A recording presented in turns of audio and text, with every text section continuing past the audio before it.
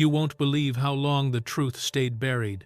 For more than a decade after his death, the world thought it understood Robin Gibb, the voice, the harmonies, the legend. But what if the man behind the music was far more complicated than anyone imagined? Now, 13 years later, the silence his family protected is finally breaking. Not to shock the world, but to explain him. And once you hear what his own children are revealing, it's impossible to listen to his songs the same way again. Robin Gibb. Before the fame, before the rumors, before the heartbreak, Robin Hugh Gibb was just a restless child born on the 22nd of December 1949 at the Jane Crookall maternity home on the Isle of Man. He arrived 35 minutes before his fraternal twin, Maurice Gibb, a detail that would quietly shape their lifelong bond. Their parents, Hugh and Barbara Gibb, were loving but constantly on the move. Music filled the house, but so did chaos. The family bounced from the Isle of Man to Manchester, then all the way to Australia, never staying long enough to feel settled. Robin and his brothers weren't calm kids. They were wild, curious, and often in trouble lighting small fires, pulling pranks, and pushing every boundary they could find. Adults worried, but underneath that energy was something powerful waiting to surface. By the mid-1950s, the boys stumbled onto the one thing that could quiet their minds: harmony. Sitting together, copying the Everly Brothers and Paul Anka, Barry, Robin, and Maurice instinctively blended their voices in a way that felt almost unnatural for children. By 1955, they were performing publicly as the Rattlesnakes. When the group shifted, so did the name. Then came the decision that changed everything. In 1958, the Gibbs boarded a ship to Australia, unknowingly traveling alongside another future star, Red Simons. A new country gave them a fresh start and a stage. By 1960, they were singing on Australian television. And even at 10 years old, Robin's voice stood out. That soft tremble, that emotional quiver. It didn't sound young, it sounded lived in. When he sang lead on early tracks in the mid-1960s, listeners felt it instantly.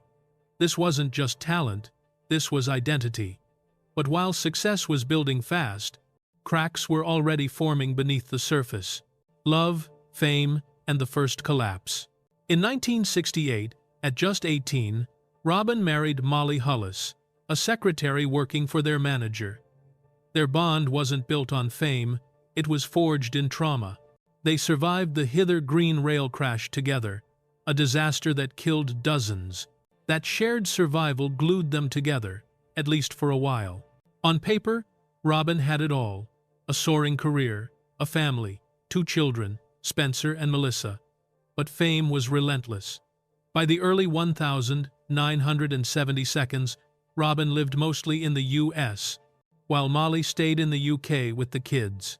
Distance turned into isolation. Pressure turned into insomnia.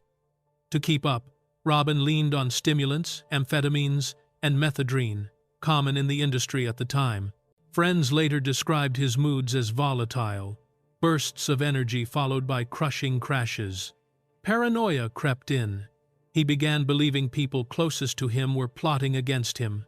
The marriage couldn't survive it. By 1980, Molly divorced him. Things got uglier fast. Robin violated a court order by speaking publicly about the marriage and was sentenced to 14 days in jail in 1983. For a global superstar, it was humiliating. But more than that, it was a warning sign the public largely ignored. Dwina Murphy Gibb. In 1985, Robin married Dwina Murphy, an artist and writer who matched his creative spirit. From the outside, it looked like stability had finally arrived.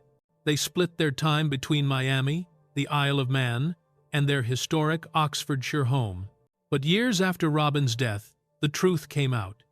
Their marriage wasn't traditional, it was open. That revelation explained a rumor fans had whispered about for years. Around 2001, Robin began a long-term relationship with Claire Yang, a housekeeper in the family home. In 2008, She gave birth to Robin's daughter, Snow.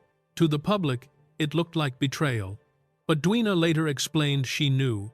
She accepted it. There was no drama, only complicated emotions managed privately. Still, harmony in life was harder than harmony in music. Robin struggled with guilt, loyalty to his older children, and the emotional strain of balancing two worlds.